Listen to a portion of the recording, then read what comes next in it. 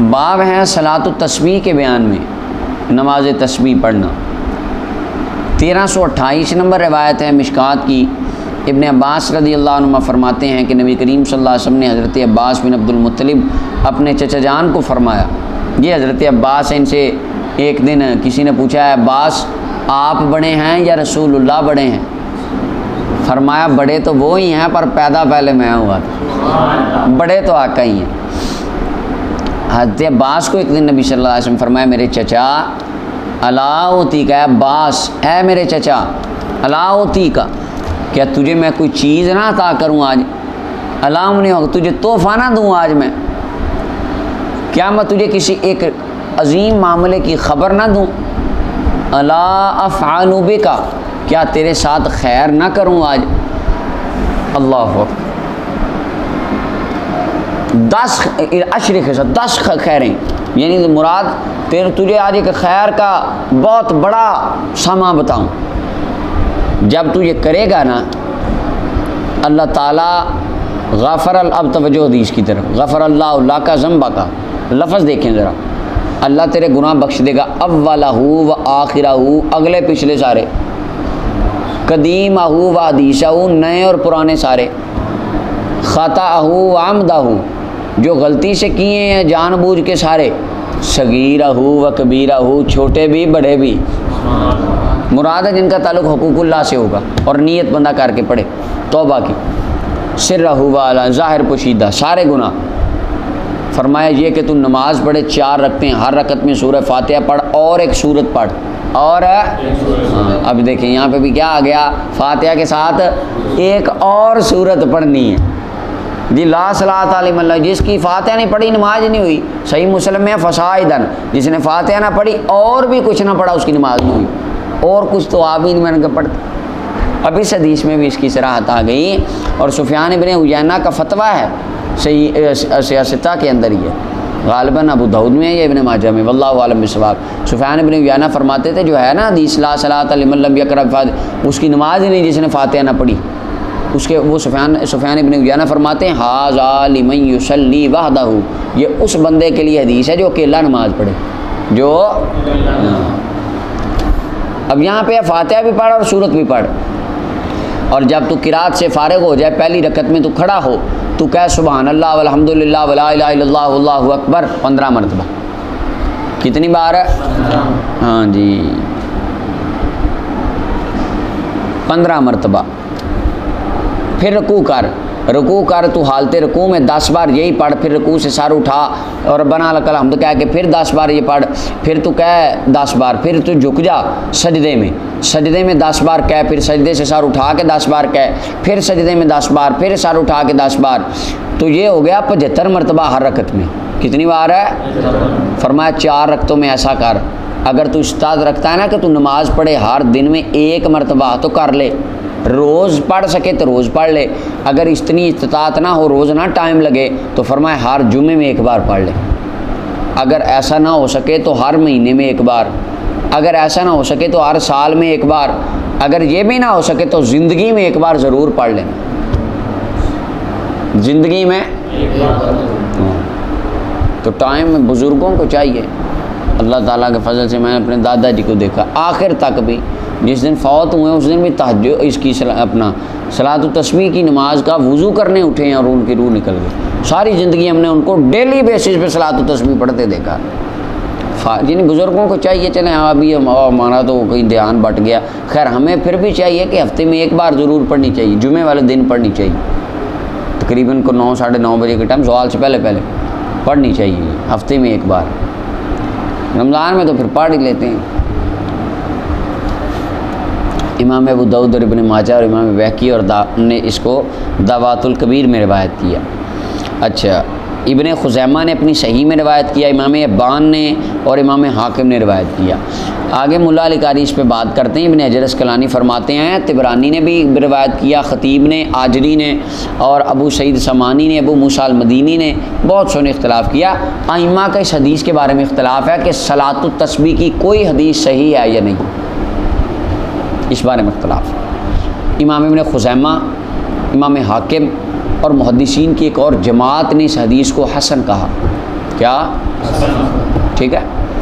اور امام ابن حجر اسقلانی نے بھی کہا حدیث حسن ہے. اور ساتھ آگے انہوں نے کہا کہ جو حافظ ابن امام ابن یہاں جزری لکھا ہے، ویسے ابن جوزی ہونا چاہیے، انہوں نے موضوعات میں جو اس روایت کو لائے ہیں وہ صحیح نہیں ہے. اور امام دارقطنی کہتے ہیں نمازوں کی فضیلتوں میں سب سے صحیح جو حدیث ہے وہ صلاۃ التسبیح والی ہے.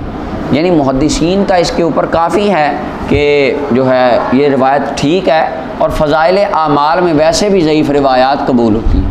اس کی تصریح ترمذی کی شرح تحفۃ الاحوذی میں وہابی عالم ہے، انہوں نے بھی اس کو اسی طرح لکھا ہے کہ حدیث حسن ہے اور اس کے طرق بھی ہیں اور فضائل اعمال میں ہیں، تو یہ قبول ہی قبول ہے. آگے امام ترمذی نے ابو رافع سے اس کی مثال روایت کیا. اگلی حدیث 1330 نمبر، حضرت ابو ہریرہ فرماتے ہیں رضی اللہ عنہ، میں نے نبی کریم صلی اللہ علیہ وسلم کو ارشاد فرماتے سنا، فرمایا بے شک پہلی وہ چیز کہ جس کا حساب بندے سے قیامت کے دن لیا جائے گا اعمال میں سے نماز ہے. اب یہ دیکھیں آ گیا سرات اعمال میں سے، کس میں؟ اور حقوق العباد میں سب سے پہلے قتل کا، ٹھیک ہے، حقوق اللہ میں سے نماز کا. اسی طرح یعنی ہر اپنی اپنی علیحدہ علیحدہ جنس میں سے علیحدہ علیحدہ چیزوں کا پہلے سوال ہوگا. فرمایا اگر نماز صحیح ہوئی بندہ فلاح پا گیا، نجات پا گیا. اگر یہاں پہ کام خراب ہو گیا تو بندہ ہلاک ہو گیا، تباہی ہے. اور آگے کمال ہو گئی، سبحان اللہ. فرمایا اگر کم ہوں گے نا من فریدتہ شے، بندے کے فرضوں میں سے کوئی شے کم ہوگی، قال الرب تبارک و تعالی، تمہارا مولا فرمائے گا انظروا، دیکھو فرشتو، حل لعبدی من تطوع، میرے بندے نے کوئی نفل نماز بھی پڑھی ہے. تو جو خارجی کہتے ہیں نہیں سنتے رہن ویڈیو تو خیر ہے، یہ جو زور کی سنتے 4 پہلے 2 بعد میں، عصر کی 4 پہلے مغرب کی 2، کہتے ہیں پڑھ لو ٹھیک ہے، نہ بھی پڑھو تو کیا ہے. قیامت کے دن رب ذوالجلال فرمائیں گے دیکھو اس نے پڑھی ہیں، کوئی اگلی پچھلی بھی کوئی نہیں، وہ کوئی صلاۃ تسبیح پڑھتا تھا شب برات میں، کوئی نفل ہیں جی یہ پڑھتا ہے کوئی اس کے نامہ اعمال میں. فَيُكَمَّلُ بِهَا مَنْ تَقَصَ مِنَ الْفَرِيدَةِ، رسول اللہ صلی اللہ علیہ وسلم نے ارشاد فرمایا میرے غلام کے جو فرضوں میں سے کوئی کام کمی ہو جائے گی نا، نفل ادھر ڈال کے پورا کر دیا جائے گا، نفلوں کے ساتھ تکمیل ہو جائے گی. اس کے 2 معنی ہیں.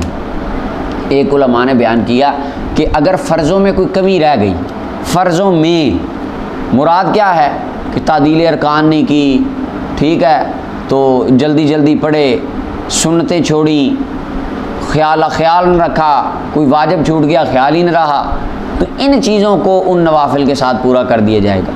لیکن ملا علی قاری رحمۃ اللہ علیہ آپ نے یہ نقطہ بیان کیا، آپ کہتے ہیں من الفریدہ مقدار ہی، فرضوں کی مقدار کو پورا کیا جائے. ای ان ترک شیئا من المفروض یکمل لہ بالتطوع، اگر اس کے کو فرض رہ گئے ہوئے کوئی زندگی میں تو نفلوں کو فرضوں کی جگہ پہ ڈال کے پورا کر دیا جائے. اللہ اکبر. اور جس نے نفل پڑھے ہی نہیں اس کا کیا ہوگا؟ جو ابھی امت کو کہتا کہ نہیں رہنے دو، نفل کیا کرنے پڑھ کے، نہ پڑھو تو کیا ہے، کوئی نہیں. جو تبلیغ ہی یہ کر رہا کہ نفل نہ پڑھو، قیامت کو کیا وہ کر کیا رہا امت کے ساتھ، قیامت کو کیا کرے گا وہ بندہ. اللہ اکبر. پھر فرمایا اور اس کے بعد فرمایا سارے عمل اسی طرح ہوں گے. اور ایک روایت میں پھر زکوٰۃ اس طرح ہوں گی، پھر اعمال اسی طرح. یعنی زکوٰۃ دینی تھی کسی نے 6 لاکھ، تو اس نے دی کام دی، وہ چھوٹ گئی لا علمی میں جہالت سے. یہ ہے کہ جس پہ اللہ کرم فرمائے گا ویسے ہوگا. اس کا یہ مطلب نہیں ہے بندے زکوٰۃ چھوڑی جائیں اور دیکھیں 4 کھلا دیں جی میری یہاں سے پوری ہو جانی، یہ نہ جو عمدن ایسا کرے وہ سخت گناہ گار ہے. یعنی اس کے اندر ہے کہ پھر کہ اللہ کی رحمت بہانہ تلاش کرے گی، چلو ہو ہی جائیں کسی طریقے سے پورے، چلا ہی جائے جنت میں، کلمہ میرے محبوب کا پڑھتا ہے بھیج ہی دوں جنت میں. اگر بندے کے کام ہی نہ ہو جانے والے تو بندے کی مرضی. اب یعنی اس میں حدیث میں بتایا جا رہا ہے رحمت الہی پورا زور لگائے گی تمہیں جنت میں بھیجنے کا، اب تم کام ہی نہ کرو تو تمہاری مرضی. اللہ اکبر. فرمایا پھر اعمال اس کے مطابق لے لیے جائیں گے، یعنی نوافل اٹھا کے فرائض پورے کیے جائیں گے، فرائض پورے کیے جائیں گے. امام ابو داؤد نے اس حدیث کو روایت کیا. اور آگے ہے 1331 میں امام احمد نے بھی ایک شخص سے روایت کیا. آگے 1332 نمبر روایت ہے. حضرت ابو امامہ فرماتے ہیں رضی اللہ عنہ، نبی علیہ السلام نے ارشاد فرمایا اللہ تعالیٰ نے اپنے بندے کو کسی ایسی چیز کا حکم نہیں دیا جو 2 رکعتوں سے افضل ہو جو بندہ پڑھتا ہے. یعنی اس میں بتایا گیا سب سے افضل عبادت کیا ہے؟ نماز. اور فرمایا وَإِنَّ الْبِرَّ، بے شک نیکی لا یُزَرُّ، بکھیری جاتی ہے، علی راس العبد، نیکی کے ساتھ بکھیری جاتی ہے بندے کے سر پر. نیکیاں بکھیری جاتی، کیا مطلب؟ اللہ کی رحمتوں کے موتی بندے کے سر پہ جھاڑ رہے ہوتے ہیں جب تک بندہ نماز میں ہوتا ہے. اور فرمایا بندے اللہ کا قرب حاصل نہیں کرتے کسی ایسی چیز کے ساتھ جو اس کی مثل ہو جو اس سے نکلتا ہے، یعنی قرآن. یعنی یہ حدیث کے پاک میں صراحت آگے پیچھے ہم نے ڈسکس اسے کیا تھا. سب سے افضل عبادت جو ہمیں بندوں کے لیے کی گئی ہے نماز میں کھڑے ہو کے اللہ کا قرآن تلاوت کرنا. سب سے افضل حالت قرآن کی ثواب زیادہ. نماز میں سبحان ربی العظیم پڑھنا، سبحان ربی الاعلیٰ پڑھنا بہت اچھی بات ہے، لیکن اس سے بھی افضل حالت ہے کہ جب بندہ نماز میں کھڑا ہو کے قرآن پاک کی طرف. عام بندہ نارمل روٹین میں قرآن پاک دیکھ کے پڑھ رہا ہے، بہت اجر ہے اس کو مل رہا ہے، اس سے بھی زیادہ اجر ہے جب وہ نماز میں پڑھ رہا ہے. تو اس حدیث پاک میں بالکل اسی مفہوم کو بیان کیا گیا ہے. امام احمد بن حنبل نے اور امام ترمذی نے اس حدیث کو روایت کیا. صلی اللہ